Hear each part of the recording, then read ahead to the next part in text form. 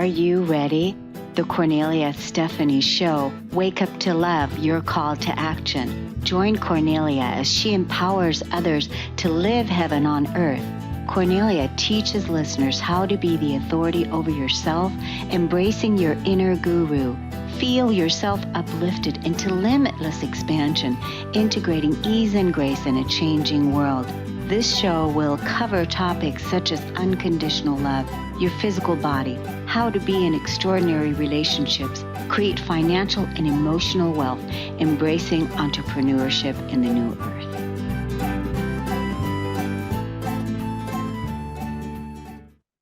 Hello, everyone. Welcome to the Kornelia Stephanie Show. It's Friday today, and we have our series, Stories of Hope. My first guest is Traci Austin. She is an HR career, and she works with HR career and develops like a captivating story driven by a persistent desire to overcome obstacles in the commercial world. Traci is a leader in talent optimization, having guided tiny organizations with data-driven grace and amazing success for PE-backed firms. With a vision of a future where growth and long-lasting effects are constants, she is definitely confronting workplace difficulties, formulating astute tactics, and bringing things to reality in real time. Traci is like a spark who ignites workplace transformations and regularly exceeds expectations. Her influence extends far beyond borders. It's a global connection shaped by her impactful contributions and expertise, elevating the narrative of HR practices. She sees this as more than just a shift. Rather, it's a revolution in the way that corporations view and develop talent. As she envisions a future of constant growth and development, Traci is at the forefront of shaping a revolutionary approach to talent optimization. Wow. Welcome to the show, Traci Austin. Kornelia, thank you so much for having me. So how did you get started in this industry? How did you get started in this business? Absolutely. So I've been in human resources my entire career. So what I love about it is really seeing where individuals can shine and creating the container for them to be fulfilled in their work and live that work out in an impactful way. Yes, so that's great. So you basically want to put people that are in their gifts, what they're strong at, what they're good at, in that right setting. Is that right? Yeah, absolutely. So there's 4 key levers that we see to engagement. Fit to role. Is the individual in the right role based on their natural behaviors, based on their values and the organizational core values, and then based on the education experience, those items that they're most interested in. So that's fit to role. And then we're looking at, are our leaders leading individuals the way they need to be led? Are we on a team that is that dream team, right? Like, I don't know if you've ever been on that team where you're like, everything clicks, we're executing the strategy. It's so much fun to come to work. And then, aligning that all into like what you believe as your organization and what I believe is 100% aligned, whether that is environmental, whether that is development, whether that is community focused, those things are aligned. Yes, that's so great. Now, is there a form that people fill out, like the people as far as so that you can find out what their strengths are and what their gifts are? Yeah. Like Absolutely. So we use something called the predictive index, which is a 5-minute behavioral assessment.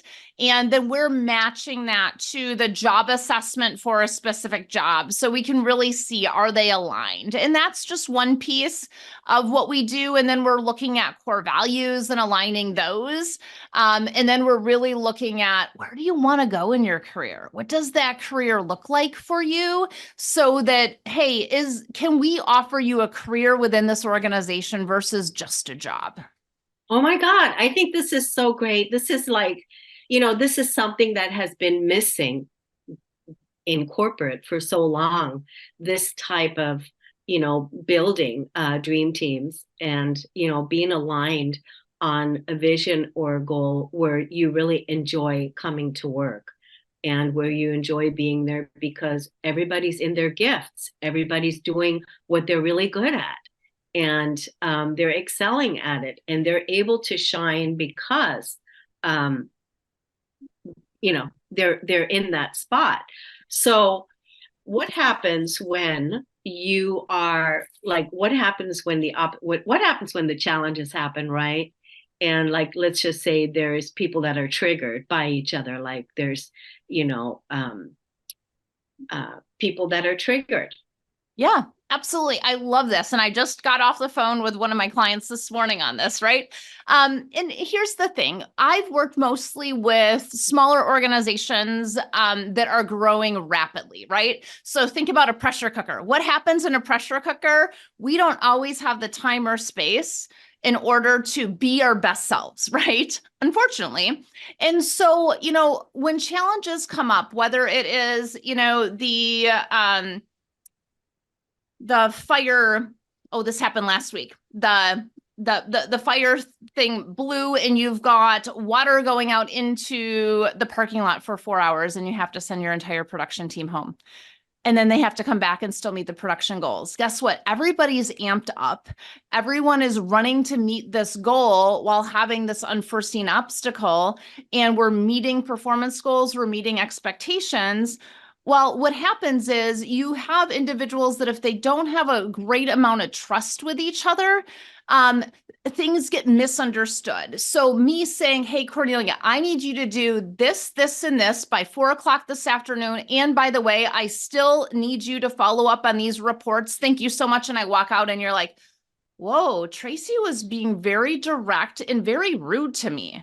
Now, all of a sudden, this challenge of meeting a business goal with this interpersonal, Traci was rude. Her tone was very demeaning. And what do I need to do with that, right? So when those challenges come up, I have 3 things I want you to think about because they come up all the time. Is what was the intention of that individual to get to something that we both agree is important?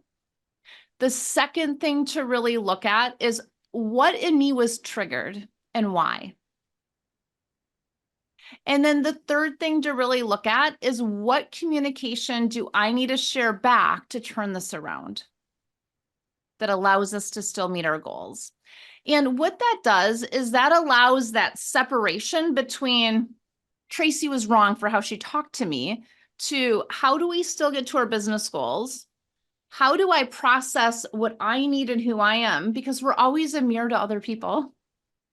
And let's still address it so we can regain and rebuild that trust and move us forward together. Wow, I love how you break all this down. So I know that you have a podcast. Mm-hmm. Is this what you talk about on your podcast as well? Like, it is. Yeah. The podcast is called the People Strategy Podcast. And it's really about how do we create really great people strategies and implement them in our organizations. And my guest this week, Marcia, talked about how do we lead with that love for our people to raise them to their highest level so that they're performing at their highest level. So we as our organization can hit all of those goals. Yeah, that's so cool. How do people find this podcast? Absolutely. So we are on all of the podcast platforms and it's called the People Strategy Podcast. So if you put that in, you will find that. You can also find that on our website, which is Elevated Talent Consulting, and all of our past episodes are there. I think we've got about 150 of them. That's so awesome. And then what other social media handles do you have that you want to put out there? Because for those of you that are listening that have a small startup, or because you were talking about you support primarily startups, and they have a small startup, how can they find you? And what is the process for getting on a discovery call with you? Absolutely. So a couple ways you can find us. One is I'm very active on LinkedIn. So Traci Austin on LinkedIn, you will find that. Our podcasts are pushed out there every week. And also on our website, there's a contact us form on our website that you can then book a discovery call right there. So that's so great. I think the work that you're doing is just really amazing. And I see the value of, having people that are in their gifts, that are doing great work, and that are all focused on the success of bringing that business, into, abundance, really is what it is. It's really bringing that business into abundance so that the business can achieve what it came here to achieve through the people. Absolutely. And so empowerment of the people, that's really important. I think this is great work. So do you have staff that works with you as well? I do. Yep. I have a team, both consultants and support, along with media support, et cetera, that really helps us share that message and best serves our clients. So it's so great, Traci. I thank you so much for coming on the show today. I've done many, many stories of hope, and this is the first time I've ever had this type of experience with someone like you that is supporting startups in the way that you are. So it was really very intriguing to learn about your business. And thank you so much. And I so appreciate our conversation and your questions.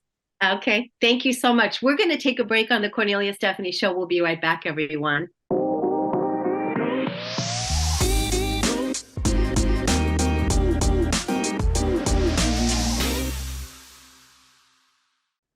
Welcome back, everyone. My next guest is Maxine Pearl Phillips.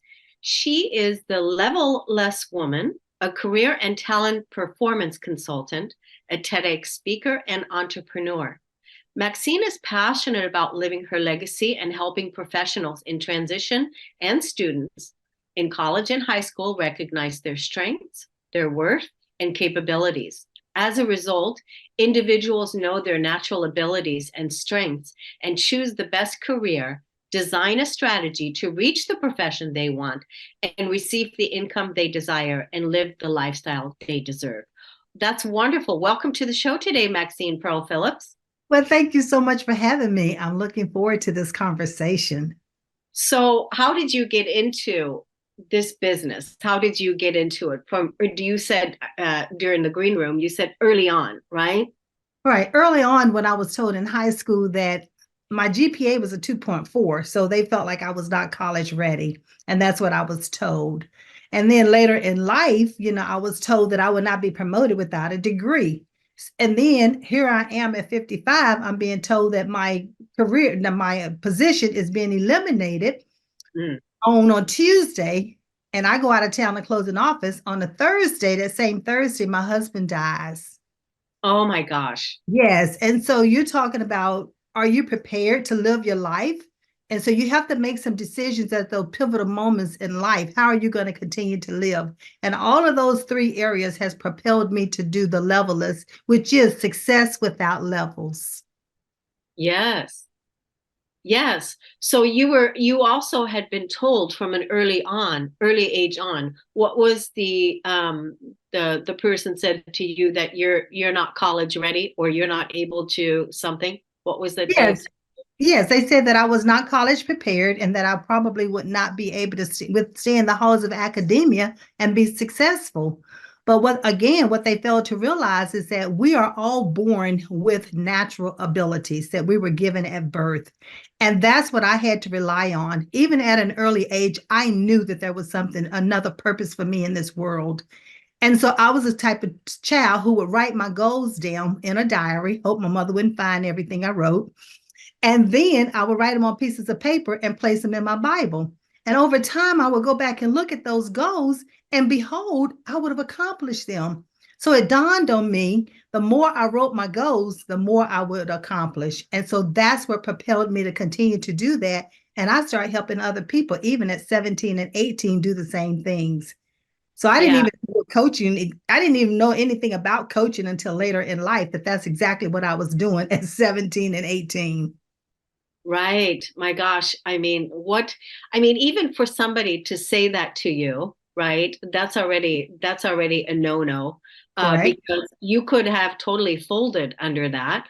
And Correct. it totally could have sent you into a different direction, but you were meant for this. You were meant to live your legacy while you're also helping others live their legacy, right?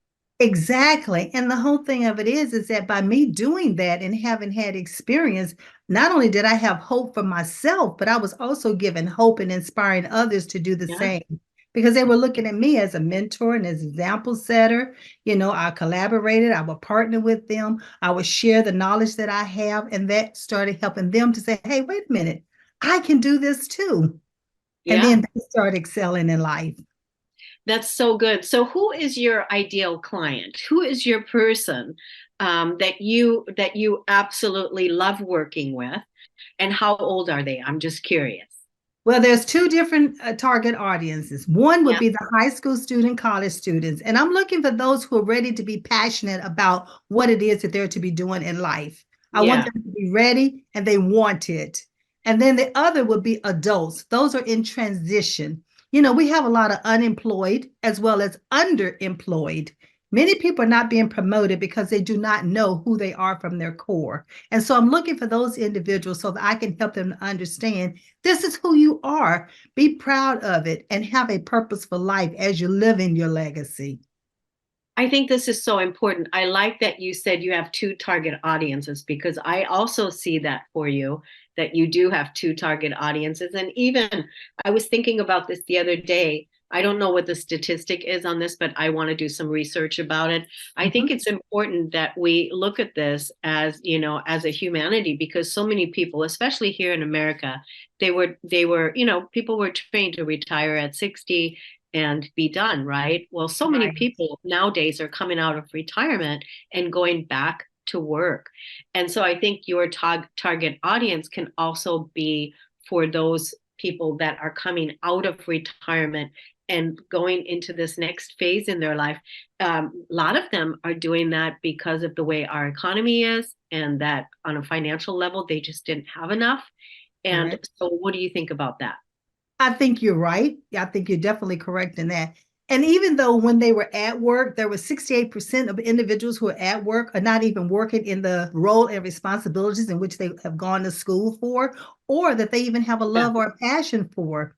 And so them going back to work, I guarantee you that when they go back to work, they're going to look at something that they're passionate about. Yes, they do need money.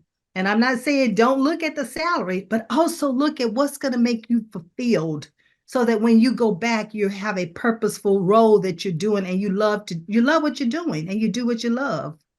Yeah, I can see that you would be such a great mentor, that you're such a great, because you would definitely, like you said, you're very clear with what it is that you want. You want the young person that's ambitious and that wants to go for it and that's willing to, work hard and jump through those hoops and, make their dreams come true, right? That That's and you're going to help guide them. You're not going to let them, create limitations and not do the work. You're going to hold them accountable basically to do what it is that they came here to do.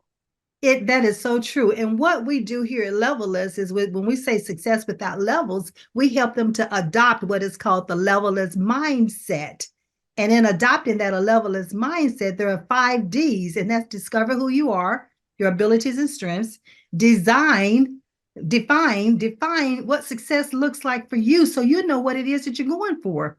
And then Right. design a strategy around it so you know what a roadmap, develop whatever that you have challenges or get a mentor, and then deliver and execute with excellence. When you do that, you have a continued success following you for the rest of your life. It does not end.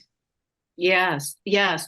Now, do you have like some type of a form? I asked our other guests this too, like some kind of a form that they fill out that helps them identify more of their passions, their skills, and their gifts. I'm so glad you asked because I am a licensed, with Highlands to deliver the ability assessment. And when Okay. they take that ability assessment, it definitely helps them to hone in on who are they from their core. And then from there, they're able to look at what career paths closely match who they are from their core. So they choose the right career path and they choose the right profession. Yeah, I think this is so important right now because there's so many people that just, seem lost. Like they're not really doing what it is that they want to be doing, right? Correct. And they Correct. feel maybe directionless. Maybe that's another part of it. And so there's just much opportunity here for people to jump on board with you. How do people find you as far as your social media, and what do you post regularly on social media? Where are you? I am on Facebook, and I actually have a life strategy show on Facebook Live, and it's at facebook.com Leveless Co. And that, if you can see that, Levellessco is where you find me on Facebook. I'm on LinkedIn the same way, Leveless Co, or look for Maxine Phillips. Either one of those two ways, definitely connect with me, because you want to. I do post regularly, and it's inspirational posts, it's transformational posts, and it's also depending on are there any job openings, I would post those as well. Oh, do you really? Oh, that's so cool. Yeah, so you post job openings, and where do you get that information? I have individuals who post it on LinkedIn, and I'll tell them, hey, I'm going to take this and post it on my Facebook. I have a Facebook group called Career Strategies, which is a private group, and that's where I post the actual job openings. I don't post it to the world because not everybody wants to hear that, see that, right? Right. When they log in or when they accept becoming a part of the Facebook group, then they get that information. And I just help individuals who contact me to let me know they have openings, because you never know who is looking for a job. You never know what their qualifications are. And I do offer resume writing, interviewing. So I help prep them for the role that they're going to be going for, and not just push them out there and say, hey, go for this job. Are you really ready? And can you interview and market yourself and sell your abilities?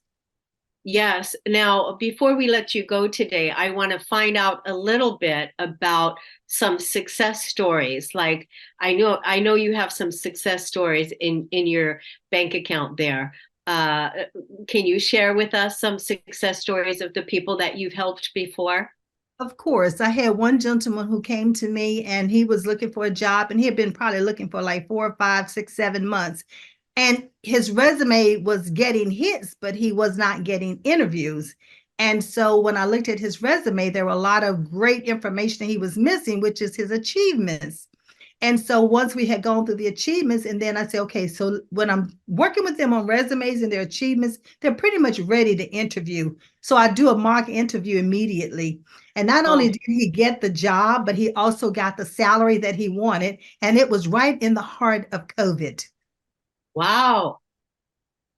Yes. So, they have pretty much put a hold on all openings and hiring individuals, but he was able to get that job and has excelled very well at it. That's so great. So when people work with you, they work with you in different for different things, because it's not like a one-time meeting, because everybody has various different reasons, right? That is correct. We are a one-stop shop, but not a one size fits all.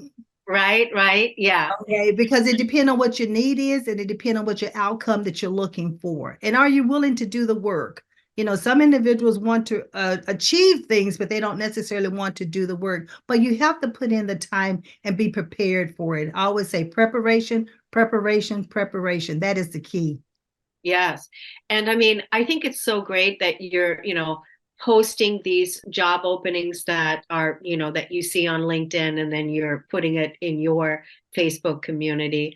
That way, it's already like a networking thing going on, right? And a referral thing going on, which, um, you know, it's it's a win-win. It's a It's win-win for people, isn't it? Yes, it is. You're talking about a win-win and a hope. When then you're talking about hope, hope is about expectations, right? It's expecting something good to happen. And here I am, a career coach and a life, consultant. Why not post jobs out there? Because my community might need them, but what if they don't, but they know someone else who does? And so therefore, it's a domino effect.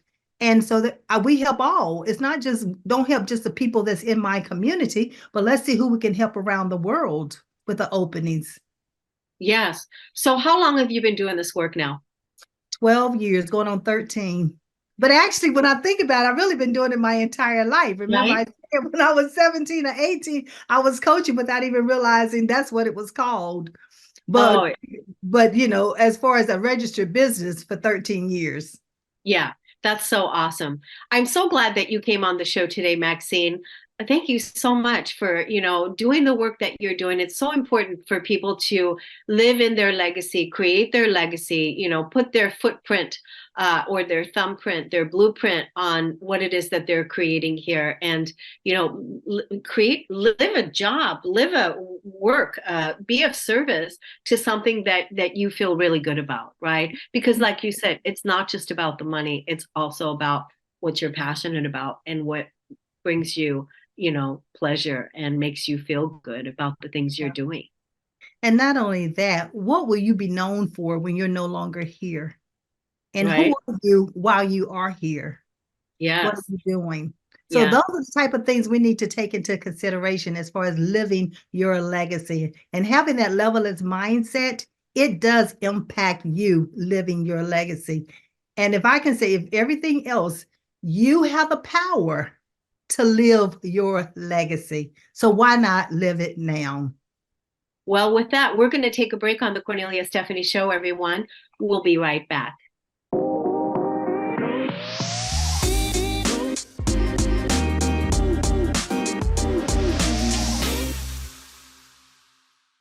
Welcome back, everyone. My next guest is Kelly J. Mendenhall. She's a disabled author, artist, speaker, and advocate.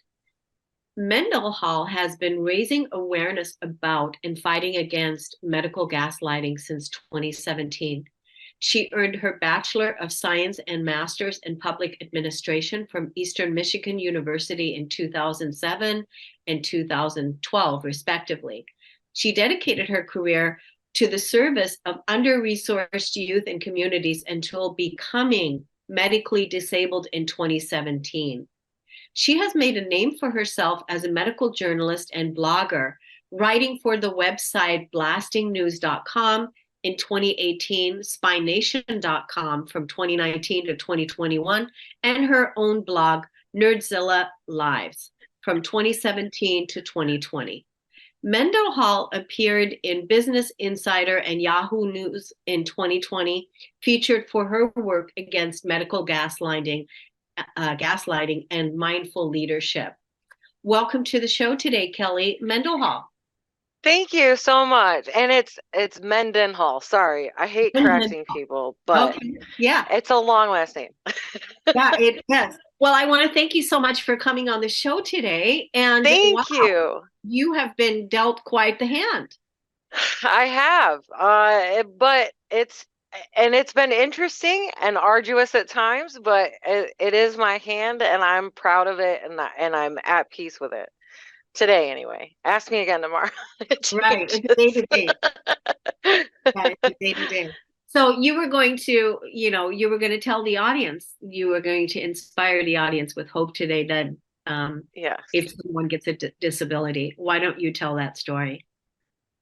I would love for everyone listening or watching to know that a diagnosis or set of diagnoses, even if they are forever or they're chronic or all those words we don't like, they are not the end of your story. We are writing our own story, and we're the heroes of our own story, and everybody loves a hero. So what I try to drive home to others is that just because someone says this part of your story exists doesn't mean the rest of your story disappears. And my journey started, like you said, in 2017. I became suddenly medically disabled, and I actually couldn't walk for a long period of time. For about 11 months, I could only shuffle my feet in small increments. I couldn't take steps, full strides. And it took 2.5 years to solve the medical mystery of why this was happening to my body, why I started to lose function of the left side of my body, my arm and leg. There were a lot of different things happening all at once, and no one could figure out why any of them were happening. And so I went from being this like full-time nonprofit social justice warrior to all of a sudden I lived on a couch for 11 months. And I mean, you could probably tell from my bio, I'm not very good at sitting still or, Yeah. not, my brain is always going.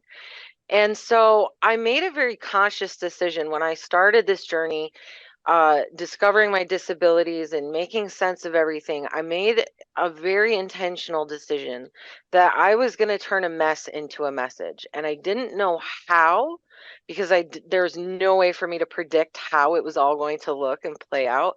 But I just decided, like, I'm going to write about this as much as I can. I'm going to speak about it as much as I can and try and help others. And that became my driving force for fighting through all of it, fighting through the medical gaslighting, fighting through the pain. It was pretty extraordinary. I ended up having a spinal cord crush injury. On the inside of my body was crushing my own spinal cord. So I'm sure you can imagine that was quite painful. And through all of that, this mission of like turning a mess into a message, and now spreading love and joy to people with invisible disabilities everywhere through art and the written word, that's been my way of turning that mess into a message. Well, I just like, your energy, just the way that you're talking about your story and how you decided Yeah. right away, that makes me feel empowered, right? Right away. I Yes. decided because it's like, I can and I will. Exactly. It's that energy. It's that energy that you are approaching this with. And so you weren't, I'm sure there were times of victimization where you felt like, Oh woe yeah. is me. There has to Oh, be, right? absolutely. There still are sometimes, because it's permanent. The some of the damage done was permanent. And so yeah, there are days when I'm like, why? But yeah, uh you have to shake that off. You have to believe that life happens for us, not to us. And I tell people all the time, and I think they think I'm crazy, but I see my disabilities as superpowers, Uh-huh. because they've taught me to be more compassionate. I was always an empath, but now it's like to the nth degree.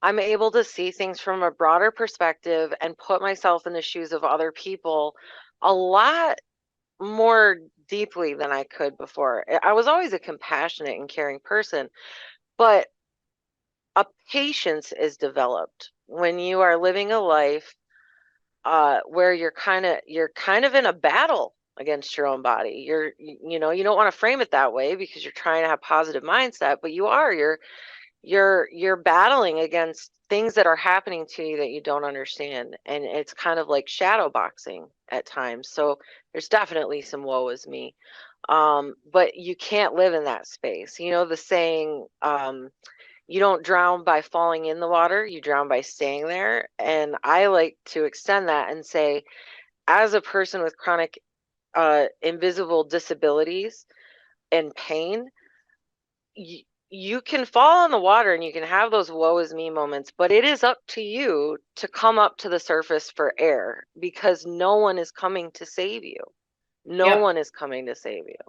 Yeah, that's a really, really good, uh, very wise words, because this truly is also the metaphor that is used for your Yeah. spiritual life as well. Nobody's coming to save you. You're here to save yourself. We're all sovereign. We're all free. We just have to Yes. really feel like, we can do the work and that we can.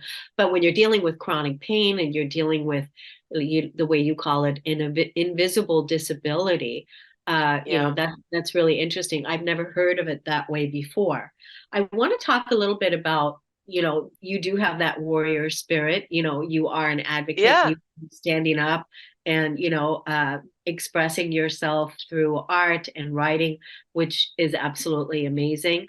And you're probably healing yourself on deeper levels than we even know of right now. And who knows Yeah. how this is all going to turn out in the future. But talk to us a little bit about medical gaslighting.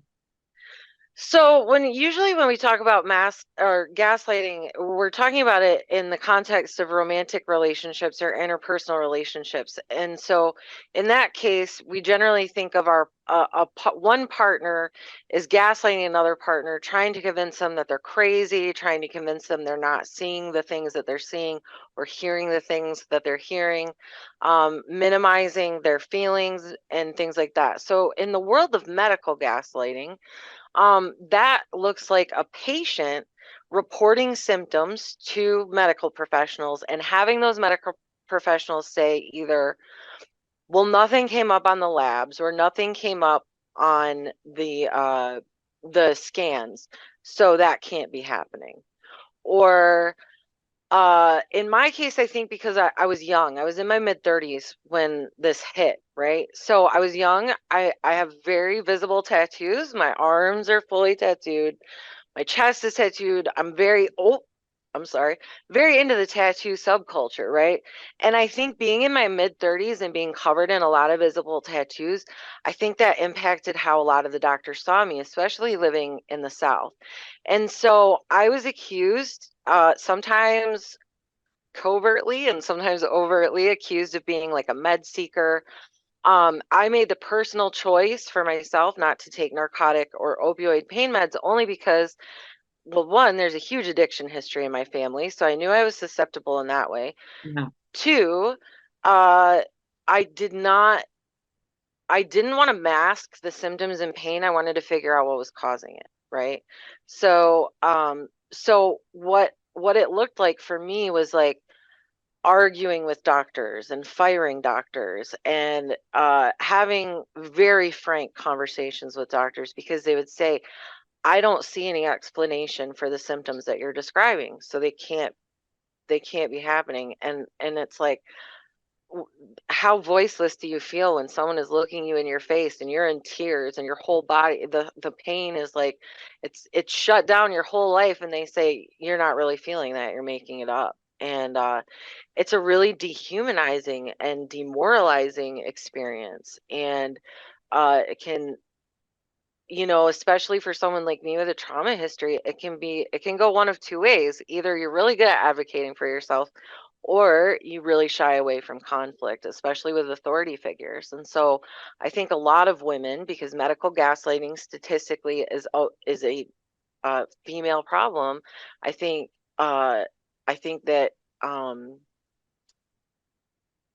raising awareness about its existence is the best way to keep it from continuing.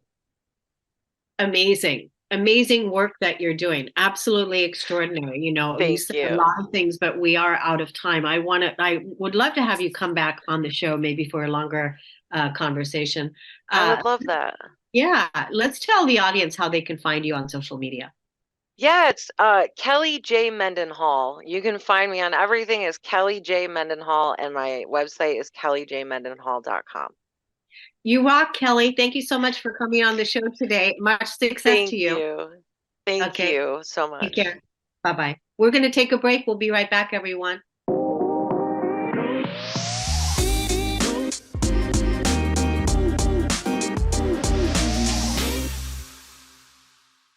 Welcome back, everyone. I'm so excited to introduce you to our next guest, Suzzane Gerber, a seasoned astrological counselor. She began her mystical journey in childhood and sparked by a revealing Ouija board experience. Her passion for astrology blossomed in high school and deepened in college, particularly through studies inspired by Carl Jung. After intensive astrological training in New York City, Suzzane has read countless of charts, helping individuals discover their purpose and overcome life's challenges. Through her websites, starsandstonehealing.com, she offers insights for self-discovery and empowerment, guiding others to navigate life's journey with the wisdom of the stars. Welcome to the show today, Suzzane Gerber. Well, thank you so much. It's really an honor to be here, Kornelia. Well, I could tell already that I would like to have a longer discussion with you because, I love astrology so much. I use it in my daily life now, but I've done my own personal getting to know myself through astrology, right? My healing, my traumas, all the things, right? So I think it's wonderful that you're helping people nowadays, using astrology. I mean, and astrology is now mainstream. isn't it? It is amazing how popular it's become. When I first started to study it in the 1980s, before the internet, you had to search high and low for information. You would buy books, there were magazines, there were small groups, but it wasn't like it is today. It's really exciting to see this. It's really more of a renaissance because there always were a lot of astrologers. The internet, of course, has just exploded this whole phenomenon. But it's interesting because whenever something is exciting and great and grows fast, what's going to happen? Unintended consequences. And I think a lot of people aren't getting the kind of structure and foundational information that you get when you work with a teacher or a program and you really get foundational information and build on it. Yes, yes, I think that's true because like really knowing what your, like for instance, we're going to talk a little bit about my chart. Like what does Venus in Scorpio mean? What does Mars in Scorpio mean? What does Neptune in Scorpio mean? What do these things mean and how to apply these things in your practical life or, in your practical everyday life. And there's a lot of people out there, with astrology, but having the basics, getting down to the basics and the root. Well, what I would say right off the bat, and not to contradict you, but from an evolutionary perspective of astrology, where we're looking at people as living, trying to find their highest potentials and living them, we're not, and acknowledging that people have a lot of free will and choice in their lives. We love that we have free will and choice in our lives. You have Aries rising. You need free will. You are not going to be told what to do. But we don't want to be told that your Venus in Scorpio, your Mars, etc., means something. There's a set of possibilities. I think a much more interesting conversation to have with people is what is the potential purpose of this? What is the greatest good that can come of this? How would you uniquely want to utilize these things? What are your gifts here? And of course, what are the built-in challenges? How can you use this to live your highest vision and live your best life? Yeah. I think, that has a lot to do. And that's, I think is an important point. Like if people really want to live their best life, finding their, having a really good astrology mentor, coach, and getting your chart and then really charting it out, like mapping it out. Like, how do you want to live your best life with what you were born into, right? So, the whole me being an Aries rising, that's true. Nobody's going to tell me what to do. It took a while. Yeah, but it did take a while because, I do have the Libra sun. And back in the day when I used to sacrifice myself in order to keep the peace, the Aries rising wasn't getting a lot of that, it was, the Aries rising wasn't. I was trying to keep the peace and basically sacrificing myself. Right. Well, for someone like you, and as I said to you, our birthdays are only 2 days apart. And so I really understand what it's like. Your Libra sun, and you've also got your Mercury there, they're in the Libra house. So that kind of intensifies the Libra-ness of you. This is all about relationships and partnership and diplomacy. And it's one-on-one relationships. It's also because of certain other things in your chart. It's people in general. And maybe you can be diplomatic and keep groups harmonized and balanced. But in your one-on-one relationships, there's a very strong need for not power over people, but personal power, personal agency. For you, so much has to do with being free and independent while honoring your commitments, because this is a very idealistic chart that you have, which is another way of saying you strike me as a very idealistic person. You will not compromise your ideals, and you will use some of these strengths, this Aries rising, those Scorpio planets that you mentioned, to be a spiritual warrior, but not a fighter among people. You're not going to argue for petty things. That's not of interest to you. This is the chart of somebody who's really come in, and it can sound almost cliche, but it isn't for someone like you. You've come in to serve people. You've come in to connect people. And if you didn't do this, you could probably be a guru or, a really big self-help coach, because it's your passion. Yes. Yeah. It's so true. I mean, all the things you said is true. And in various ways, I do all of those things, right now. I'm doing all of those things right now. So it's really interesting to be able to, again, this is why we want to tell people, look at the chart, look at how looking at your astrology chart can really help you to navigate a path for yourself that gives you that purpose of why it is that you came here, what it is that you came to do. Absolutely. And another thing that I particularly love about astrology, I love all the divination arts. My sister, who's a psychologist, also happens to be a palm reader and a tarot card reader. So there has been a lot of cross-pollination between our work over the decades, many, many decades. But astrology is unique in that it can show us timing of events. Of course, it's easy to look backward and see things. I always say the easiest way to predict something is for it to have already happened.